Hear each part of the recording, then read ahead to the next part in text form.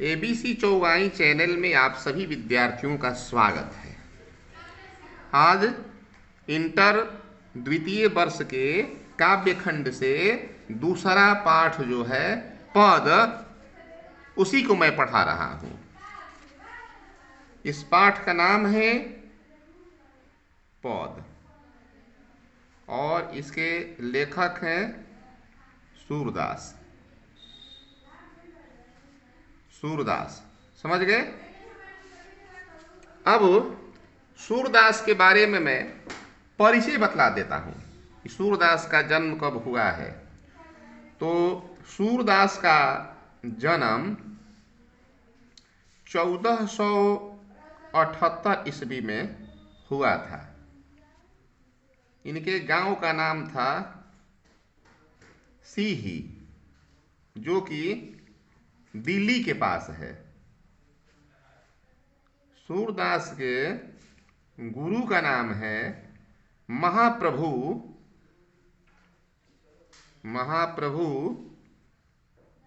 वल्लभाचार्य। ठीक है। सूरदास पर्यटन करने में, सत्संग करने में, कृष्ण भक्ति में, वैराग्य भाव में रुचि लेते थे। ठीक है। उनकी प्रमुख रचना सूरसागर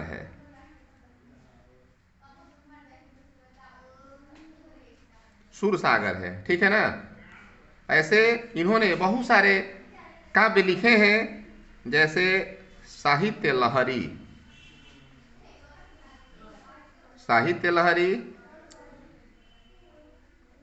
राधा रसकेली, इसके बाद सूर सारावली आदि। इनकी मृत्यु सन 1583 ईस्वी के आसपास हुई है, ऐसा अनुमान है। ठीक ना। अब इस पाठ का परिचय मैं बतलाता हूं। तो प्रस्तुत पाठ जो दिया गया है, इसमें दोनों पद जो है सूरसागर से लिया गया है और सूरदास के द्वारा रचित है। इन पदों में सूर की काव्य और कला से संबंधित विशिष्ट प्रतिभा की अपूर्व झलक मिलती है। प्रथम पद जो है, इसमें दुलार भरे जसोदा मैया कृष्ण को जगाती है और दूसरे पद में कृष्ण भगवान अपने पिता नंद जी के गोद में बैठे हैं और भगवान श्री कृष्ण को नंद जी भोजन कराते हैं। तो आइए सबसे पहले अब मैं पुस्तक के माध्यम से बता रहा हूं। इसमें पहला पद जो दिया हुआ है, देखिए पद लिखा है और प्रथम पद 1 नंबर में अंकित है। तो जागिए ब्रजराज कुंवर, कमल कुसुम फूले, कुमुद बृंद संकुचित भय, भृंग लता मूले, तमचूर खगरोर सुनहु बोलत बनराय, रामभति गो खरिकनी में बछरा हित धाय, विधु मलिन रवि प्रकाश गावत नर नारी, सूर श्याम प्रातः उठौ अंबुज कर धारी। तो इस ब्रज भाषा में मैया यशोदा श्री कृष्ण भगवान को वात्सल्य भाव से जगाती है और कहती है कि जागिए ब्रजराज, हे ब्रजराज, हे ब्रज के राजकुमार, अब तुम जाग जाओ। कमल फूल खिल गए हैं और जो कुमुद हैं वो बंद हो रहे हैं, मुरझा रहे हैं। कुमुद का अर्थ होता है कि रात्रि में खिलने वाला पुष्प। ठीक ना। कुमुद बृंद संकुचित भय, भृंगलता मूले, यानी कुमुद रात्रि में ही खिलते हैं और इनका संबंध क्या है, तो चंद्रमा से है। और भ्रमर जो है, भंवरा जो है, कमल पुष्पों पर मंडराने लगे हैं। इसलिए हे ब्रजराज अब तुम उठ जाओ। आगे है तमचूर खगरोर सुनहु बोलत बन राय, रामभति गो खरिकानी में बछरा हित धाई। जसोदा मैया कहती हैं भगवान श्री कृष्ण से कि हे श्री कृष्ण मेरे पुत्र, अब तुम जाग जाओ। हे ब्रज के राजकुमार, अब तुम जाग जाओ, सवेरा हो गया है। अब चारों तरफ पक्षी जो हैं कूजने लगे हैं, चहचहाने लगे हैं, मुर्गे भी बांध देने लगे हैं और पक्षी भी अपने कलरव कर रहे हैं। और रामभति गो खरिकानी में, और गौशाले में जो गाय है रंभाने लगी है, उसके बछड़ा जो है दौड़ दौड़ कर अपनी माता के पास जा रहे हैं दूध पीने के लिए। इसलिए हे ब्रजराज अब तुम जाग जाओ। आगे है विधु मलिन रवि प्रकाश, गावत नर नारी, असुर श्याम प्रातः उठौ, अंबुज करधारी। हे पुत्र, अब देर मत करो, जाग जाओ। चारों तरफ चंद्रमा का प्रकाश जो है मलिन हो गया है, सूरज निकलने को आया है।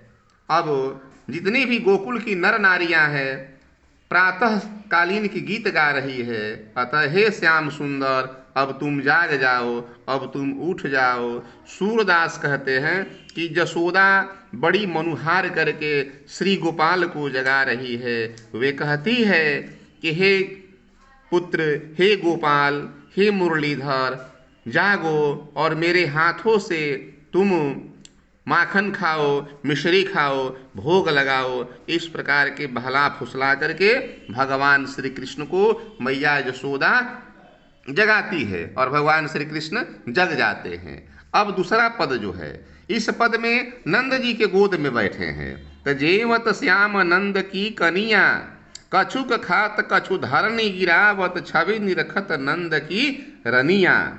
अब इसमें सूरदास वर्णन करते हैं कि वात्सल्य भाव के हैं, सुरसागर से यह संकलित है, जिसमें सूरदास जी मातृ पितृ स्नेह का भाव प्रदर्शित कर रहे हैं। वे कुछ खाते हैं और कुछ धरती पे क्या करते हैं, गिराते हैं। कछुक खात कछु धरनी गिरावत, मतलब कुछ खाते हैं और कुछ धरती पर गिराते हैं। ऐसे बच्चों का स्वभाव होता है। और बाल रूप में है छवि निरखती नंद की रनिया, और इस छवि को मैया यशोदा जो नंद की रानी है निरख रही है।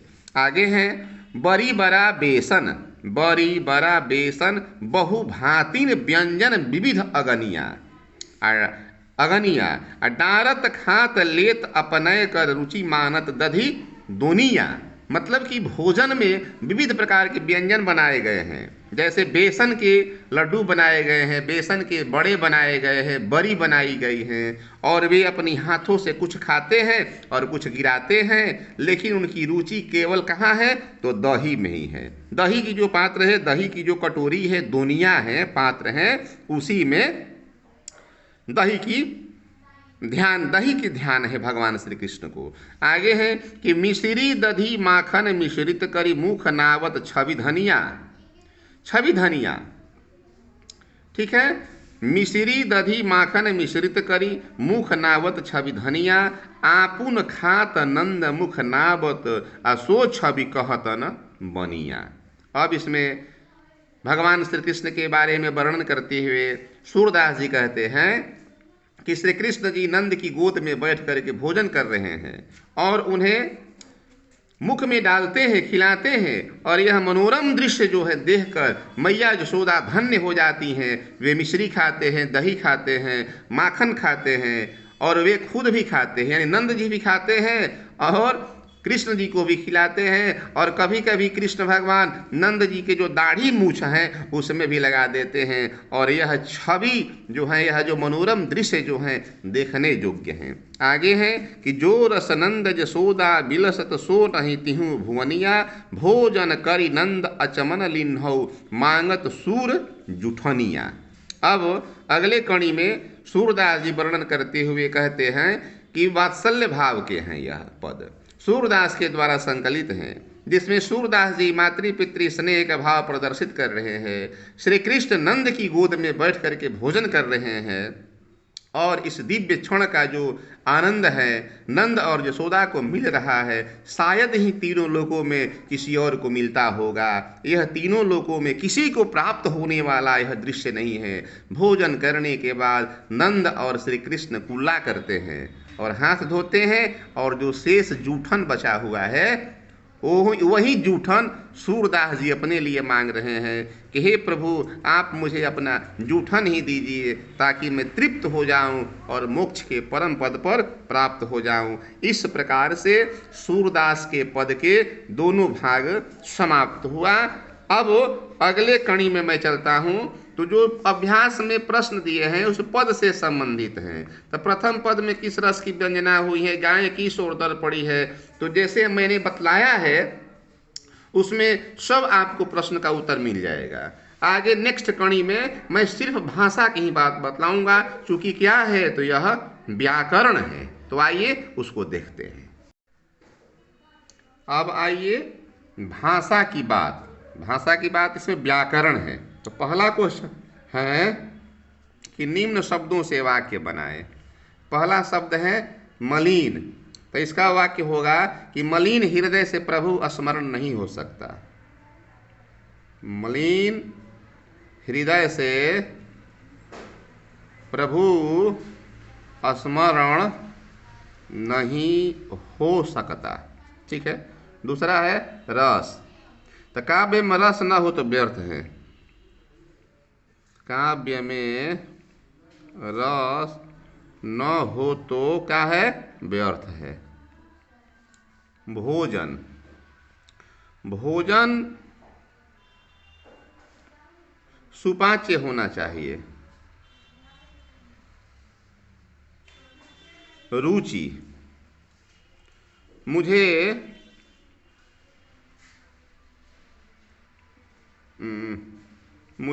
दही खाने में क्या है कि रुचि है। छवि, श्री कृष्ण की छवि क्या है कि मनोहारी है। श्री कृष्ण की छवि मनोहारी है। दही मीठा है। दूध से माखन प्राप्त होता है। ठीक ना। अब आइए अगला क्वेश्चन क्या है, पर्यायवाची शब्द से है। तो पर्यायवाची शब्द मतलब होता है कि शब्द के प्रकार बदल जाते हैं पर अर्थ वही रहते हैं। जैसे धरणी यानी कि क्या है, पृथ्वी,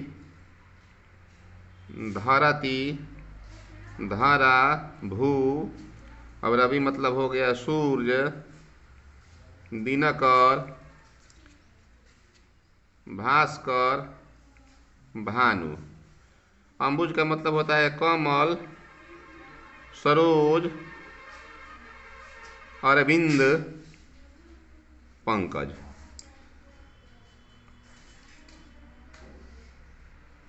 अब कमल, तो कमल मतलब जलज, इसका भी हो जाएगा पंकज, अंबुज आदि। इस तरह से है ना।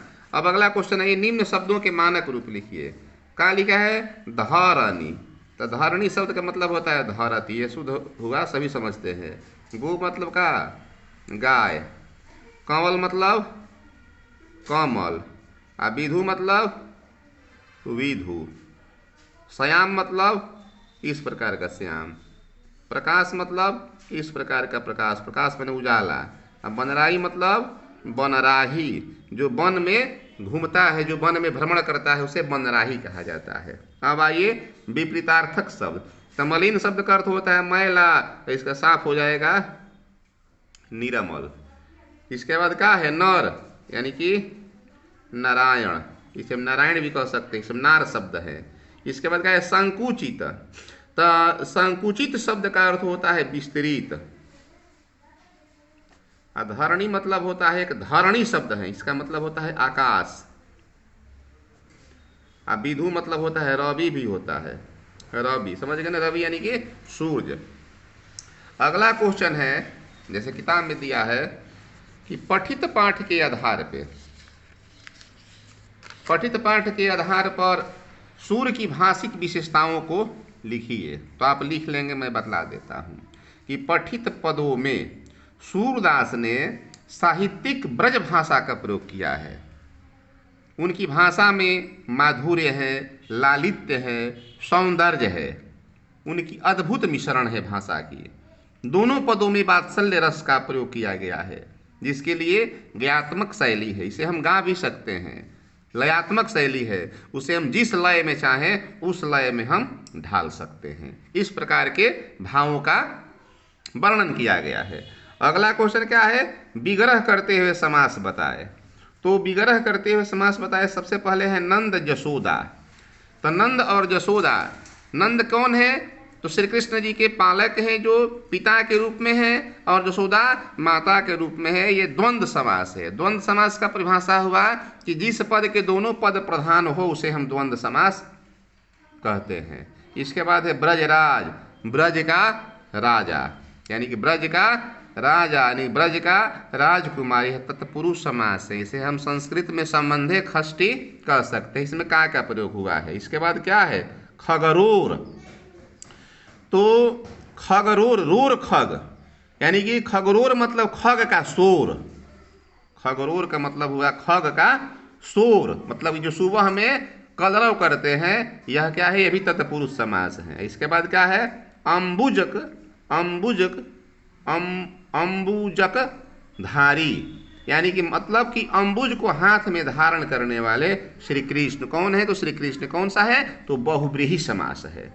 तो इस प्रकार से भाषा की बात समाप्त हुआ। इसमें अब शब्द निधि है, जो कंवल का मतलब कमल, कुमुद मतलब कमल की जाति का छोटा फूल जो रात्रि में खिलता है, वृंद मतलब समूह, भृंग मतलब भंवरा, तमचूर मतलब मुर्गा, रोर मने कोलाहल, बंदराई मने पेड़ पौधे, खरिकानी मने बाड़ों में जो गाय भैंस बांधे जाते हैं, विधु मतलब चंद्रमा भी हो सकता है, विधु मतलब चंद्रमा, अंबुज मतलब कमल, जेवत मतलब भोजन करते हुए, कन्या मतलब गोद,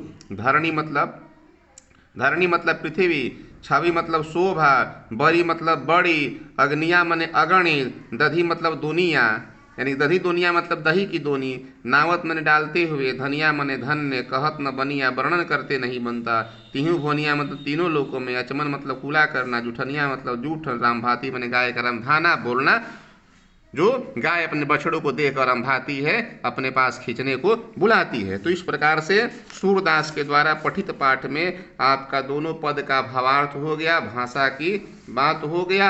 इस प्रकार जो है विपरीतार्थक शब्द से मलिन का निर्मल, नार का नारायण, संकुचित का विस्तृत, यह नर शब्द है, नार नहीं है, सॉरी, नर शब्द है। नर का नारायण, संकुचित मने विस्तृत, धरणी मतलब आकाश, विधु मतलब रवि। विधु का मतलब यहाँ पे क्या होता है? चंद्रमा। यहाँ जो विधु लिखा है इसे हम चंद्रमा से सूचित कर सकते हैं। तो इस प्रकार से इंटर द्वितीय वर्ष के सूर के पद आज समाप्त हुआ, और अगले दिन तुलसीदास का पद होगा। तो इसी के साथ कक्षा समाप्त होता है। धन्यवाद।